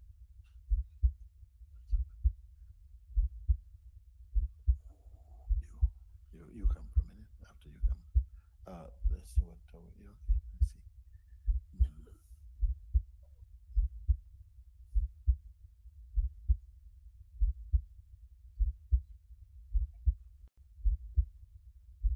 Hello. Hello. Thank you. Thank you. So the question I was going to ask believe was answered, about effort and effortless. I was having the experience earlier as the energy changed and everything became gold and you became transparent. Um, and and then it shifted and another person came and said something and then the it wasn't everything wasn't gold anymore and then I noticed effort for everything to be gold again. I want it to be gold again and trying and then the energy changed again as you well it changed. I experienced it fluctuating again and you started to disappear again and the form started to disappear and then as you responded to her it was going in and out and then it was be effortless to be effortless. um, Now, that is something not that you will do, yeah. but that you will recognize. Mm. Be in your effortlessness. Mhm. It's not something that you will do or undo. Mhm. Somehow it just, again, it's as though the consciousness comes back into its own focus and you realize, but I'm already here. You see, Mhm. the words are guiding to not go with that thing which becomes a distraction for you or something. Mhm. Stay just in that original place. Mhm. So that is effort somehow, little effort, Mhm. even to Mhm. listen and to allow subtle effort. Effort will be there in the beginning, but gradually it gives way to a kind of effortlessness, you see. Why? Because what you're searching for is already naturally within you. It has become a bit distorted somehow because we picked up on some strangeness around it, and so somehow to drop that, it feels like it's an effort to stay in the natural place, Mhm. Mhm. but you'll soon take to it because Mhm. you see, then that old thing will not be so much your reflex anymore. You will see, just be always watching from the natural place. Mhm. Mm. And I understand that you may have an experience, as you pointed out, like everything becomes golden or something like this. It feels beautiful, no? A beautiful spiritual feeling like that. But then after it changes and then this desire comes, oh, I want the gold again, you see? Mhm. And I would just say, no, don't go with that. Just simply be present. These are just subtle images in consciousness revealing, but don't be purchasing anything or want anything. Simply just be here. Pay attention to that which is unchanging more than go for what is changing. Mhm. Because what is changing can go on for a very long time. Mhm. And in the end, you're left waiting for the return of a favorite feeling or something. Don't Mhm. fall for this one at all. Yes. All are effects. You see, movements in consciousness. Just enjoy, let them be there, but don't judge. But only discern, is this the consciousness itself in its purest? No, it is another shadow, another shade. It is okay, enjoy, it is fine. That's what all of this is in some way. Mhm. And it's not just to enjoy as enjoy riding, but enjoy as in sometimes it brings an opportunity for reflection. Another moment the mood changes and what you want to do is just to be singing praises to the supreme. Another time you feel to reject everything, like every single thing including your own idea of self, everything's gone. Another time you want to include everything, you're hugging everything. See, these moods are just coming from the consciousness. It wants to experience them, but at the same time while they're happening, at the same time you're fixed in the absolute unchanging. You see, there seem to be a kind of maturing that continues to take place deeper and deeper into some unfathomable space. And yet at the same time, this maturity is taking place against the background of unchanging awareness. That's not easy to understand just with the head, but in the experience itself, you see, yes, there's something that keeps becoming more refined, more mystical, more inexplainable, and yet there's also that indefinable, unchanging space. So this you cannot easily speak about. Only it can speak about itself. Not just the person. The person's sense is thinning out and becoming less and less attractive for this. You see?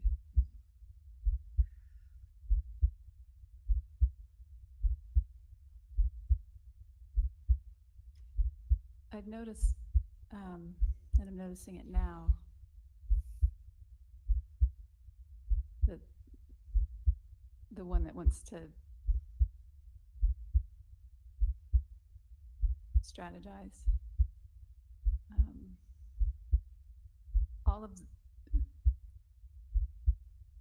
I learned of you a few months ago, and as I listened, and as you've spoken this week, all the things that you speak about had been happening naturally, and I didn't know that I was moving towards freedom, so to speak. I wasn't thinking that. I just kept allowing and asking God to use me and use my life, and became very clear that if I did have a job, I was in charge of not being in charge. And so there's a little bit of, I can hear the thoughts of, just like happened today, when something happens, then I start to pull for it.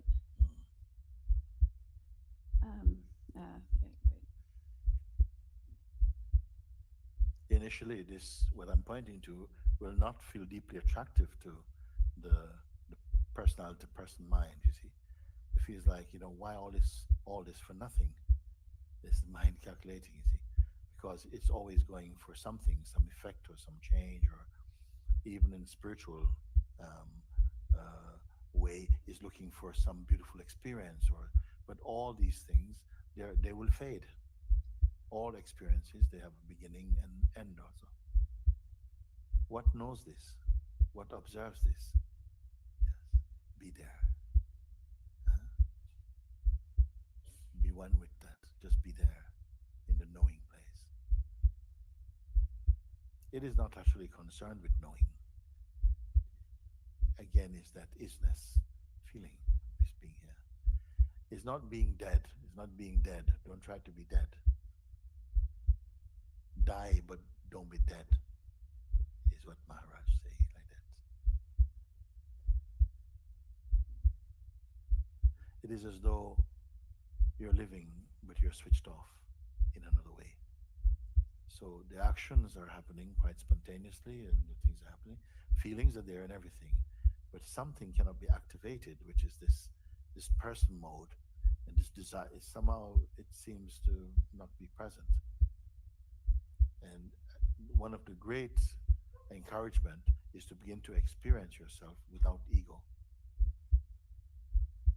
If you could take your ego out for a minute and say, experience for a bit, say, okay, take it back. You will not want it back.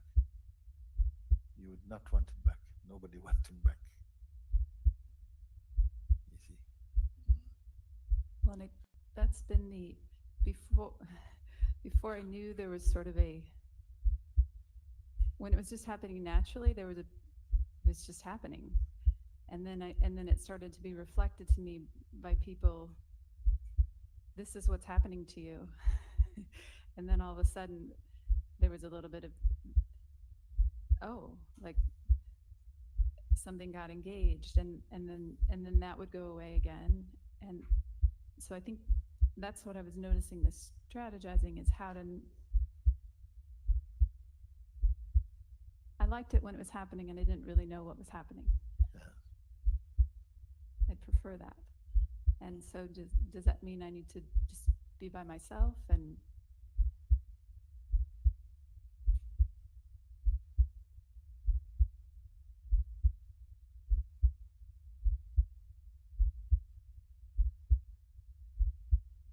You are not your mind.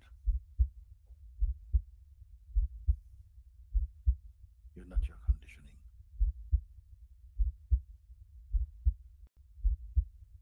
You're not your person. You're not your identity.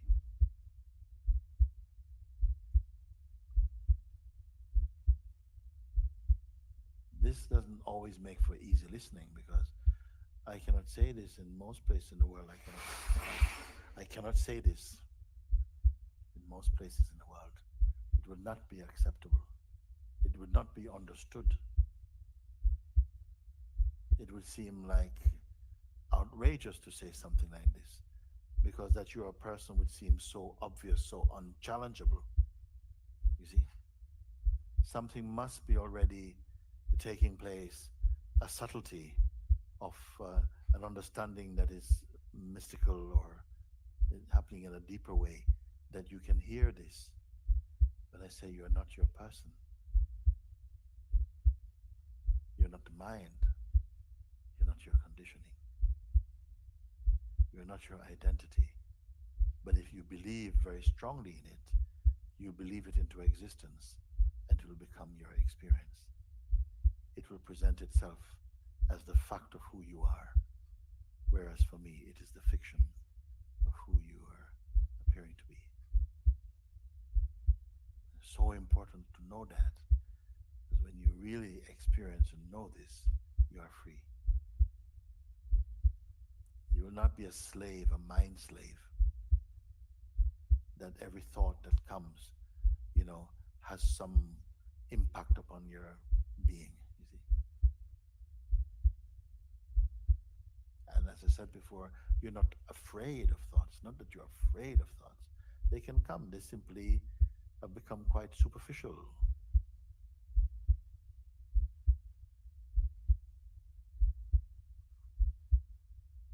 Because a deeper presence is here.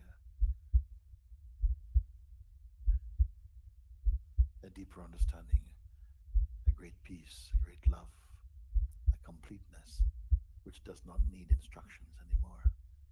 It does not need the things that ambition can bring, nor to suffer the things that memory will revive.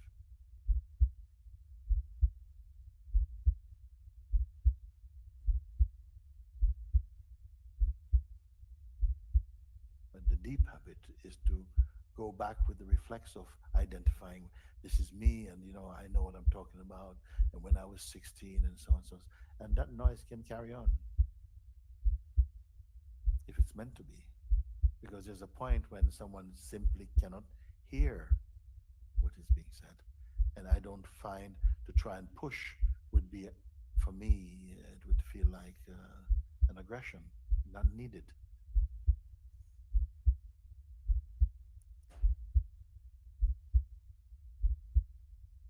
It's not about force, maybe timing.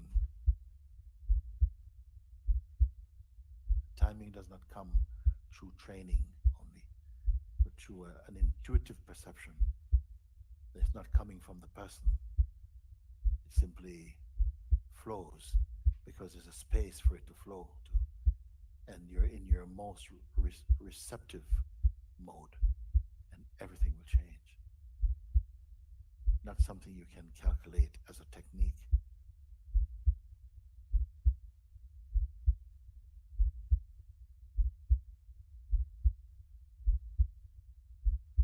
Sometimes you may ask a question, and I may spread it out very wide to take as much as I can out of it until you're ready to sink. You see,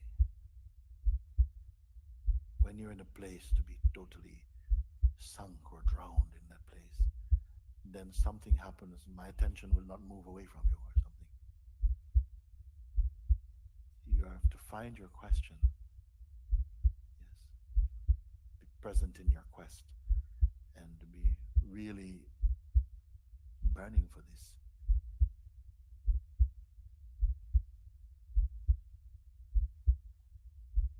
be willing to offer up, to sacrifice the person in order to embody the presence, they won't work together well. Yes.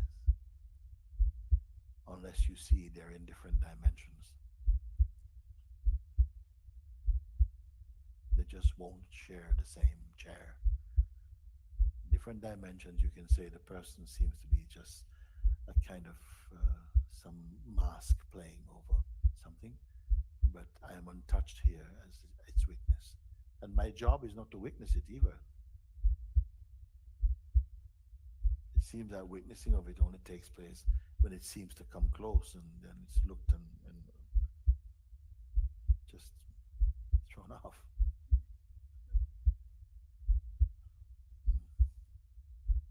Okay.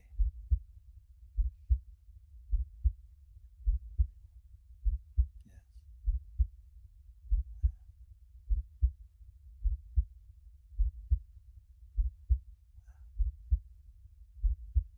Thank you. Thank you, Randall. May I come? Okay, come. You come now. Let me see.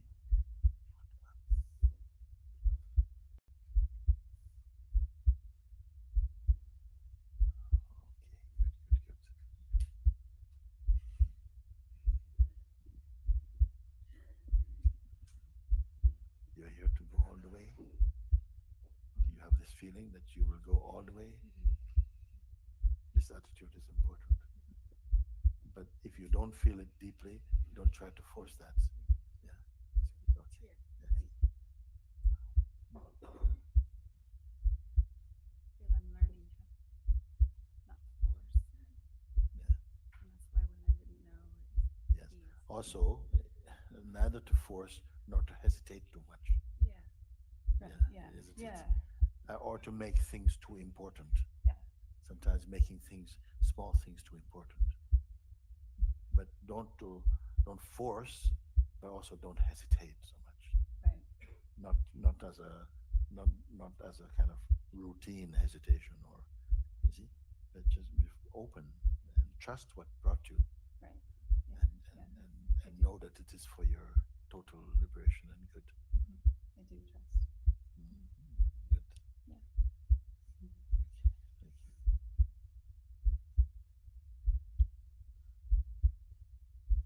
Good. All right.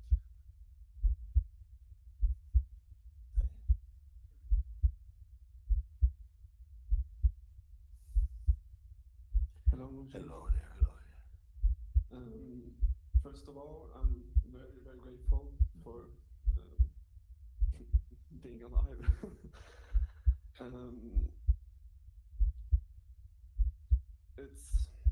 I feel like I resonate very much with a lot of people that come up here, especially with the girl here who said that don't understand anything.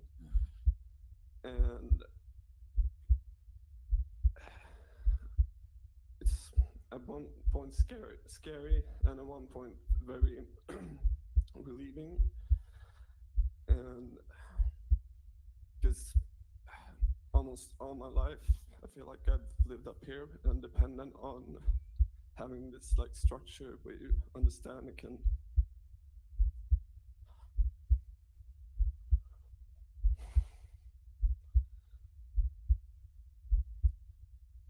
It's so I'm so grateful to see that it's just lies.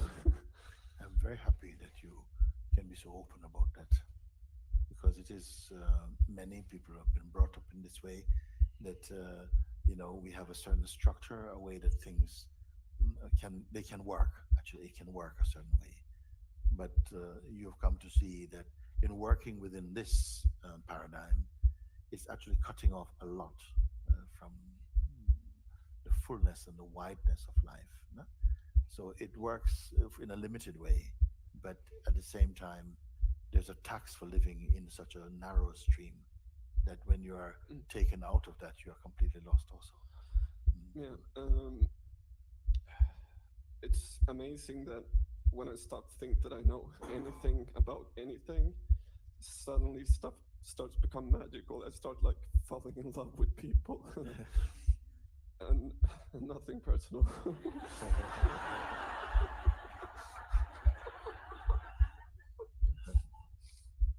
um, and this seer that you talked about, the witness, there's last night I tried to fall asleep. I got this like really weird experience of just kind of disappearing and just emptiness around me, and not how I imagine it would be like when thinking about it. Was like actually everything gone.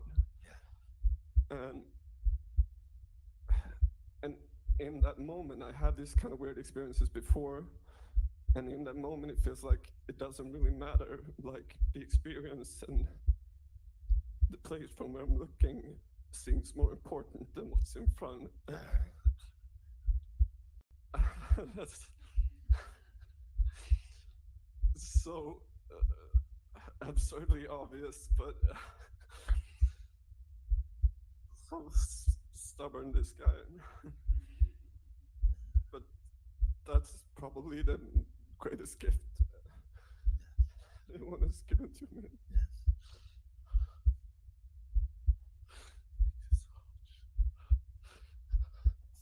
It's so wonderful. It's so wonderful. Because often we are mesmerized by the things that appears in front, and all the energies go there like red blood corpuscles to the crime scene, and you're totally invested in that moment, and everything else vanishes. A strange kind of meditation.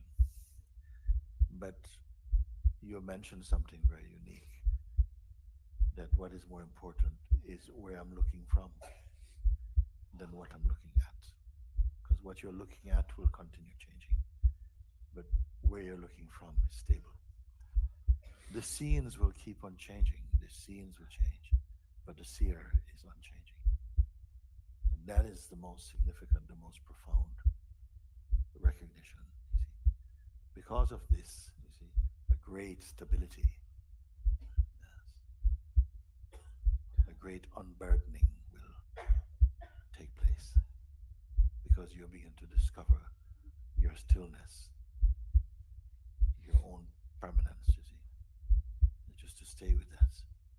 And if nothing else is known, if nothing else is found, you're still a winner here. Just go more deeply, allow yourself to just be taken more deeply, you see, into what this is, what it is going to unveil, what it will continue to unveil, without expectation. I'm saying on your behalf. Yes, allow yourself to be taken, to be shown. Yes, the full magicality of being. That you don't have to know, it's not about knowing so much. You can over know,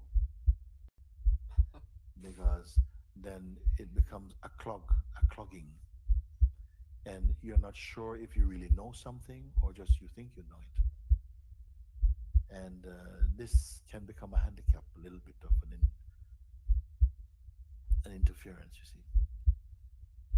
So that if it feels like you're knowing less and less, it's because something is moving away the rubble, so you can walk much more smoothly through. And so this is very good. And it is a very, not an uncommon experience. Many people in the in winning yourself back, as I put it sometimes, you come through such phases, such states where you feel like actually I don't know anything at all. I don't know where I'm going. I don't know. It's like nothing seems to be reliable. But then you're reminded, but there's something here that is so still and so silent, you know. And it's right where you are, and just to be with that for now. So I'm very happy to hear what you say. Yes. And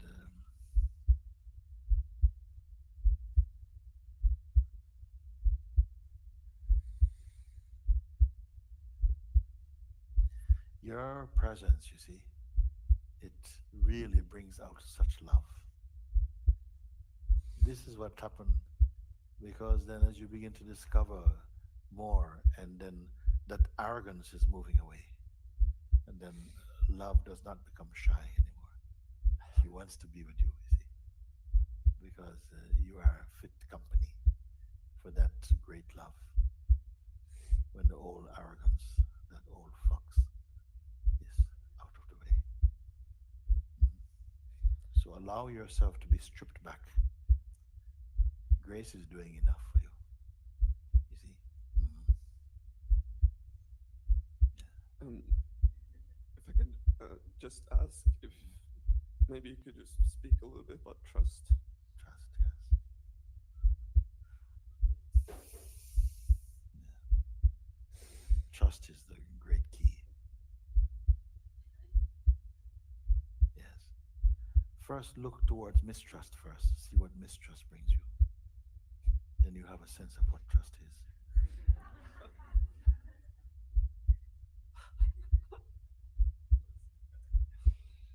Mistrust shuts you down, hides your way. Trust opens you up to life.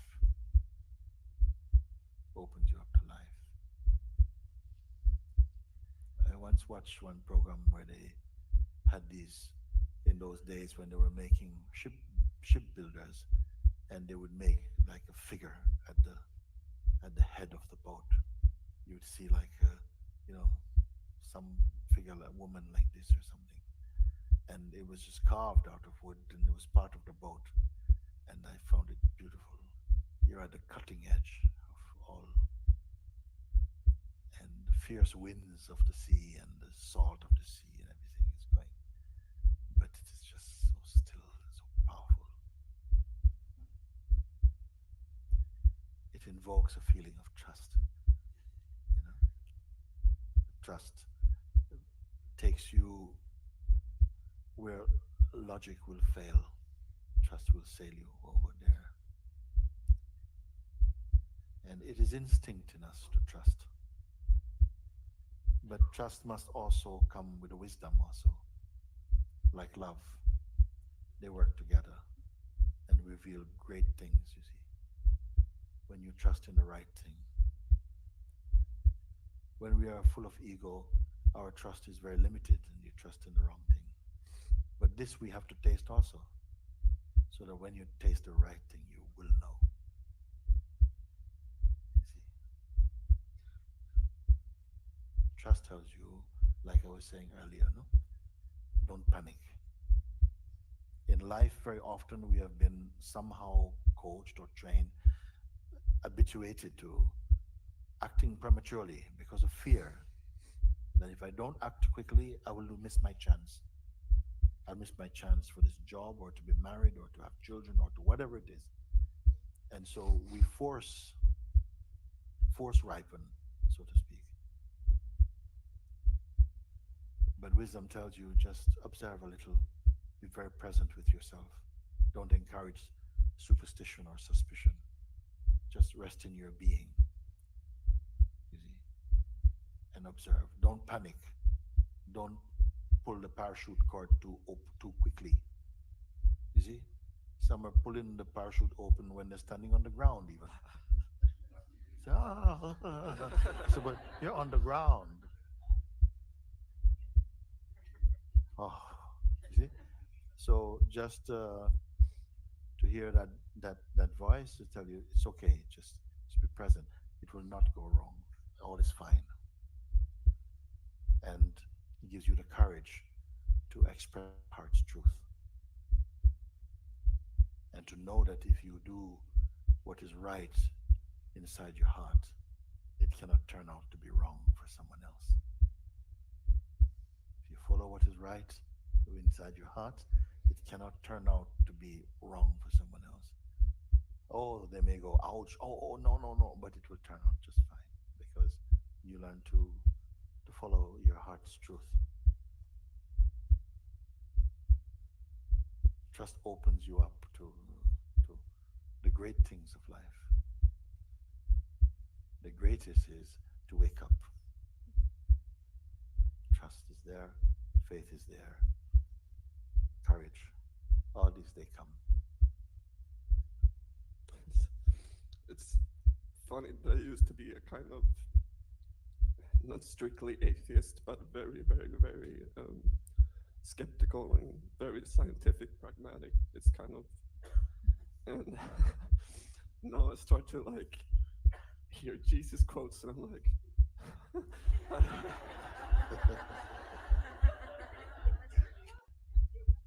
it's like some kind of big joke. It's like, Nice joke. I like to talk with scientists. I like to talk to them. There's some beautiful scientists when they speak, because if they're open, you see, if you're open, it's very magical, you see, because you can, scientists can sometimes discover so much more through consciousness than through using the mind. If they're open, they come to see something really obvious that they were overlooking all the time because your mind was traveling too much in a line or something. I've been so fortunate to have the chance to speak with some, you see. And and to convince them that they are also men of faith.